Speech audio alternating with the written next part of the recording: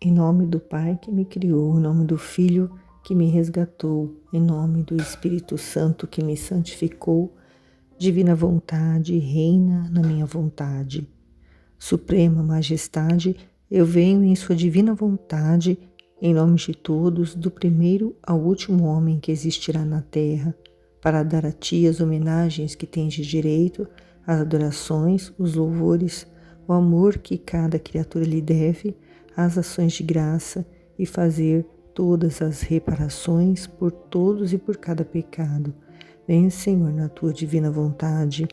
Dou-te a minha vontade humana por meio do Imaculado Coração de Maria, que possui todos os dons e os frutos da divina vontade.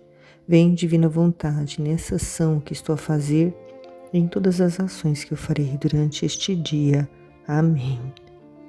Ó Maria, Mãe de Jesus e minha Mãe, eu te entrego e te consagro a minha vida como fez teu Filho Jesus. Abandono-me ao teu direito de mãe e ao teu poder de rainha, à sabedoria e ao amor com que Deus a plenificou, renunciando totalmente ao pecado e àquele que o inspira, e te entrego o meu ser, minha pessoa e minha vida, especialmente a minha vontade, para que tu a tenhas em teu imaculado coração materno e a ofereças continuamente ao Senhor, junto com o sacrifício que tu fizeste de ti mesma, de tua vontade. Em troca, ensina-me a fazer como tu, a divina vontade, e a viver nela. Amém. Oração à Rainha Celestial. Rainha Imaculada, minha Mãe Celestial, venho a teu regaço materno para abandonar-me como tua querida filha entre teus braços e para te pedir com os meus mais ardentes suspiros a maior graça, que me admitas a viver no reino da divina vontade.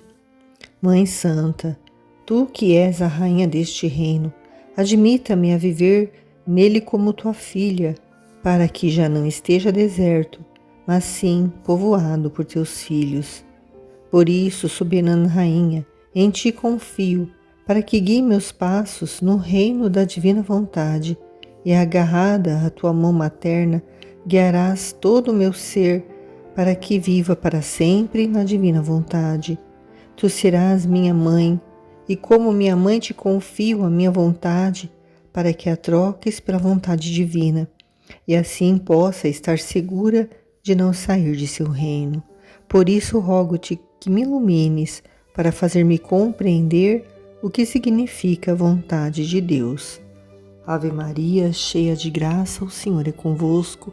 Bendita sois vós entre as mulheres, bendito é o fruto do vosso ventre, Jesus. Santa Maria, Mãe de Deus, rogai por nós, os pecadores, agora e na hora de nossa morte. Amém. Propósito. Minha Mãe, eu te amo e tu me amas. Dá-me um gole da vontade de Deus para minha alma.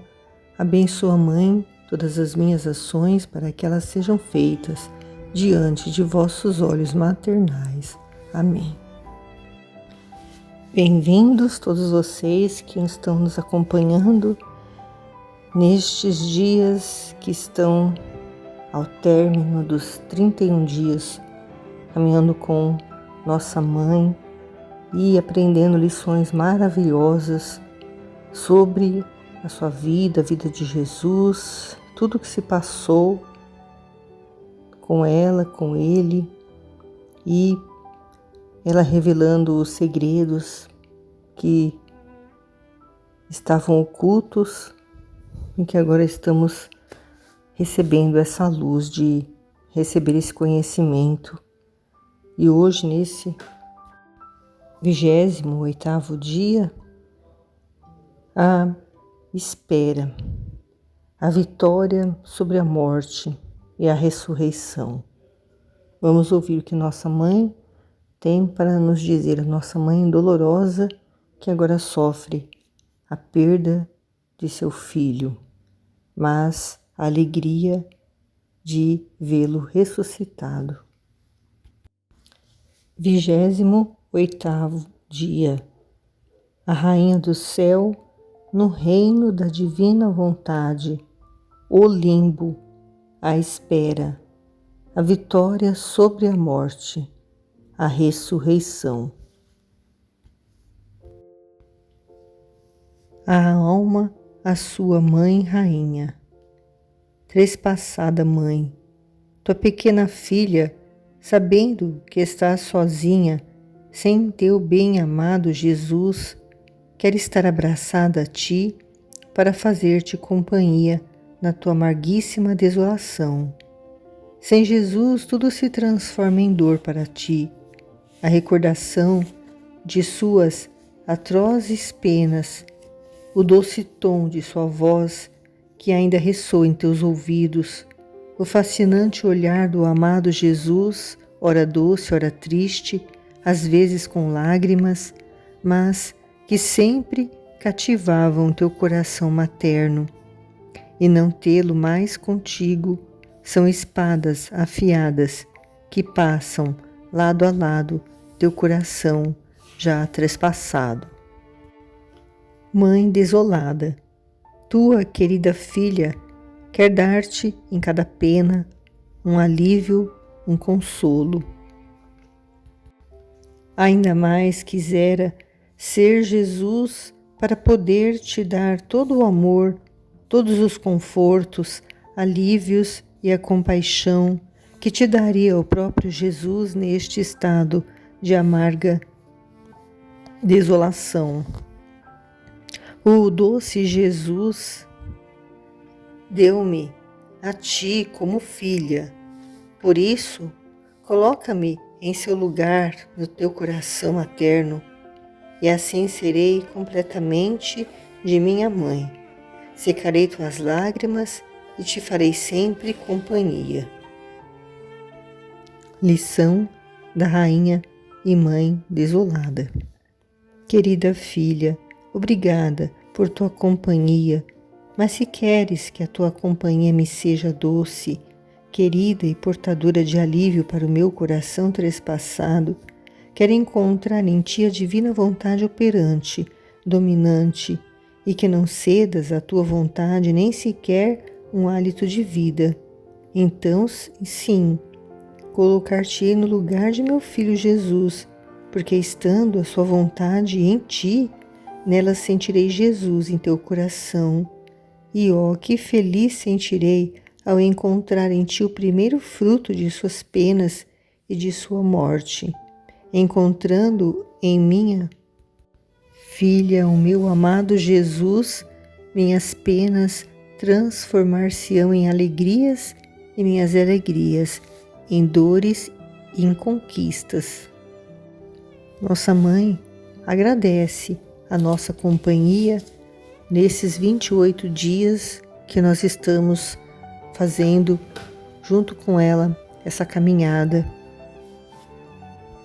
Mas para que a nossa companhia seja um alívio para o seu coração, ela precisa que em nosso coração a divina vontade esteja operante e dominante, e que não cedamos mais à nossa própria vontade, nem sequer um hálito de vida, nem sequer um respiro.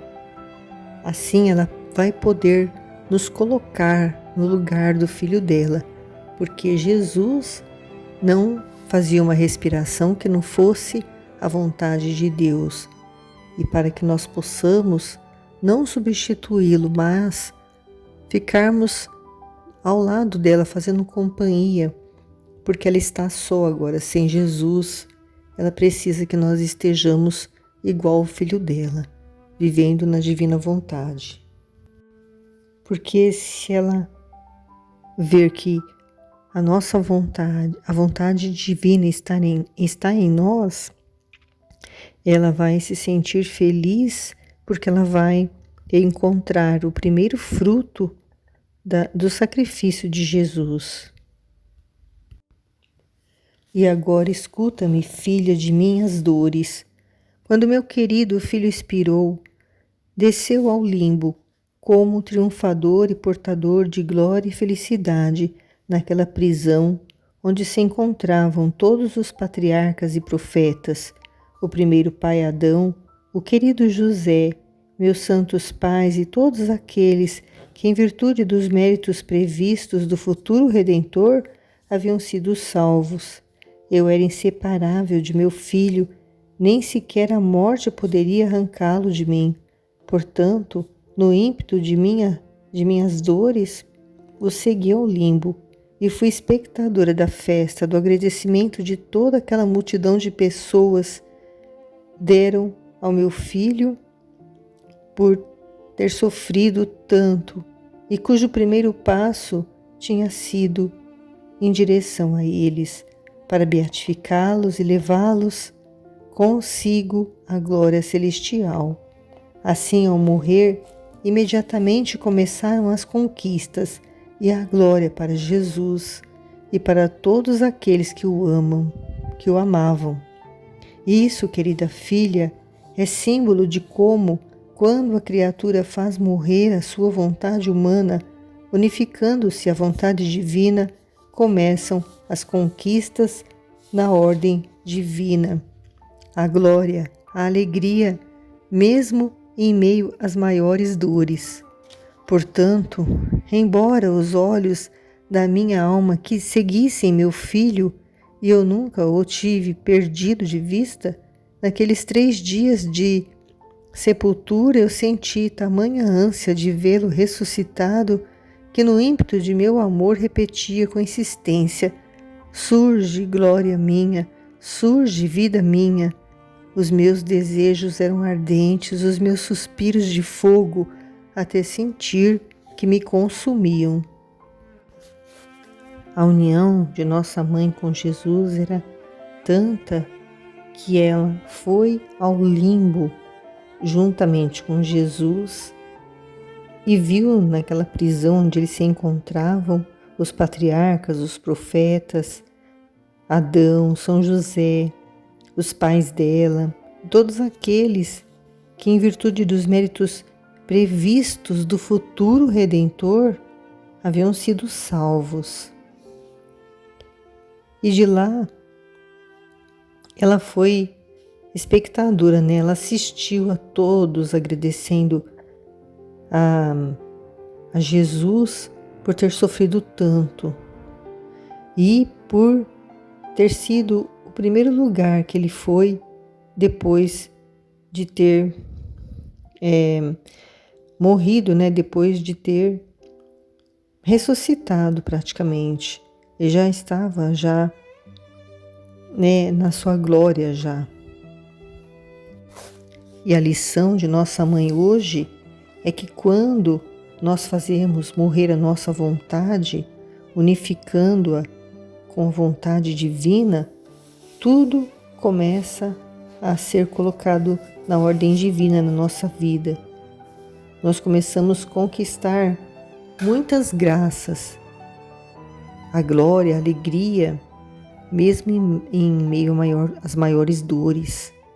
Então, no meio do sofrimento, nós sabemos que é a vontade divina aquilo que está acontecendo, então nós ficamos em paz, não nos perturbamos.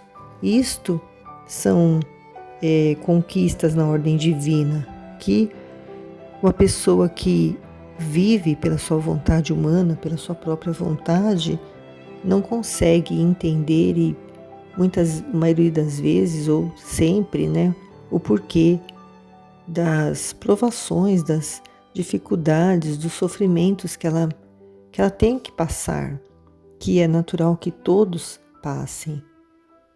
E por não compreender se revoltam, né, blasfemam e desejam de todo jeito, de toda forma, se livrar dos sofrimentos.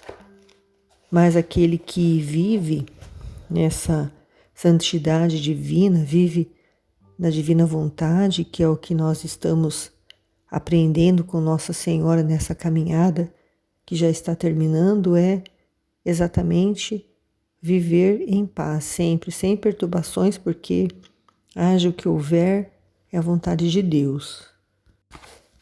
Agora, nestas ânsias vi que o meu amado filho, acompanhado daquela grande multidão de pessoas, saiu do limbo num ato de triunfo e voltou ao sepulcro. Era a aurora do terceiro dia e assim como toda a natureza chorou por ele, do mesmo modo agora o festeja, tanto que o sol antecipou seu curso para estar presente no ato em que meu filho ressuscitava. Mas, ó maravilha, antes que ressurgisse, fez ver aquela multidão de pessoas a sua santíssima humanidade ensanguentada, chagada, desfigurada, como tinha sido reduzida por amor a eles e por todos. Todos ficaram comovidos e admirados e admiravam os excessos de amor e o grande portento da redenção. Antes que Jesus ressurgisse naquela manhã da ressurreição, ele fez aquela multidão de pessoas que ele havia retirado lá do limbo verem a sua humanidade toda ensanguentada, toda chagada, desfigurada, e todos ficaram comovidos e admirados com os excessos de amor e entenderam o grande portento da redenção. Agora, minha filha, ó, como quisera que estivesses presentes no ato em que meu filho ressuscitou. Ele estava todo majestoso. A sua divindade unida à sua alma emanava mares de luz e de beleza encantadoras que inundavam céus e terra, e como triunfador, fazendo uso de seu poder, ordenou à sua humanidade morta que recebesse de novo a sua alma e que ressuscitasse triunfante e gloriosa a vida imortal. Que ato tão solene! Meu amado Jesus triunfava sobre a morte, dizendo: Morte, tu não serás mais morte, mas vida. Quisera eu poder presenciar a ressurreição de Jesus, como nossa mãe descreve aqui, que ele estava majestoso e a sua divindade, unida à sua alma, emanava mares de luz e de beleza encantadoras que inundavam céus e terra. E como ele é todo-poderoso, ele ordenou à sua humanidade morta que recebesse de volta a sua alma e assim ressuscitar triunfante e gloriosa a vida imortal e eterna. E disse: Morte, tu não serás mais morte, mas vida. Ele veio para trazer vida. Ele veio ressuscitar os mortos. Todos estávamos mortos, mortos pelo pecado original. E ele veio justamente para trazer a vida novamente. Porque se ele não tivesse feito tudo o que fez, se ele não tivesse vindo e sofrido e doado a sua vida para que nós pudéssemos ter vida, vida eterna, nós todos estaríamos condenados ao inferno. Cada um de nós que morrêssemos hoje ou desde sempre, depois do pecado de Adão, todos estariam condenados ao inferno. Iríamos ao inferno, porque o inferno é o lugar das almas mortas. Porque no céu não entra podridão, no céu não entra nada que não seja puro e santo. E o que é mais podre do que um morto?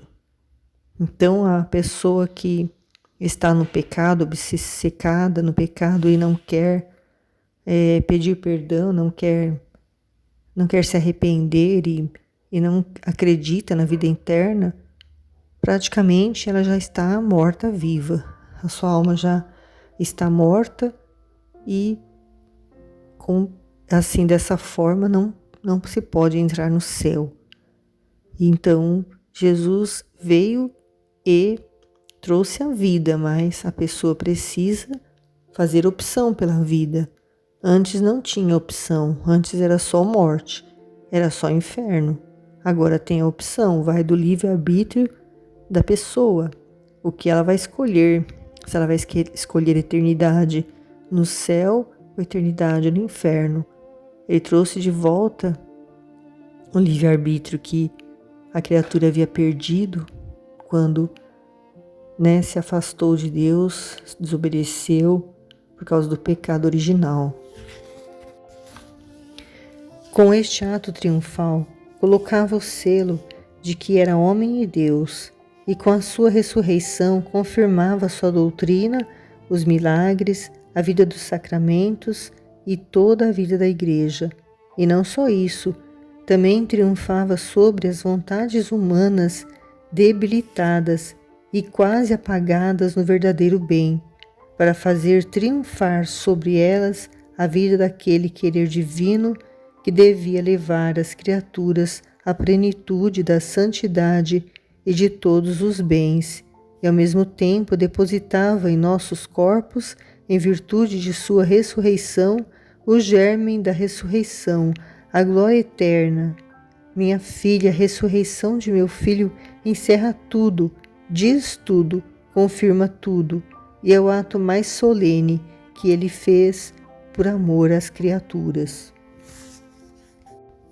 Com esse ato de Jesus, vencendo a morte, ele triunfava sobre as vontades humanas debilitadas e quase apagadas no verdadeiro bem, para fazer triunfar sobre elas a vida daquele querer divino que devia levar as criaturas à plenitude da santidade de todos os bens. E ao mesmo tempo colocava a virtude da ressurreição, o germe da ressurreição, a glória eterna. Agora escuta-me, minha filha. Quero te falar como mãe que te ama demasiadamente a sua filha. Quero dizer-te o que significa fazer a vontade divina e viver nela. E o exemplo damos, meu filho e eu. Nossa vida esteve impregnada de penas, de pobreza, de humilhações, até o ponto de ver morrer de penas meu amado filho. Mas tudo isso corria à vontade divina. Ela era a vida de nossas penas e nós nos sentimos triunfadores e conquistadores até transformar a morte em vida.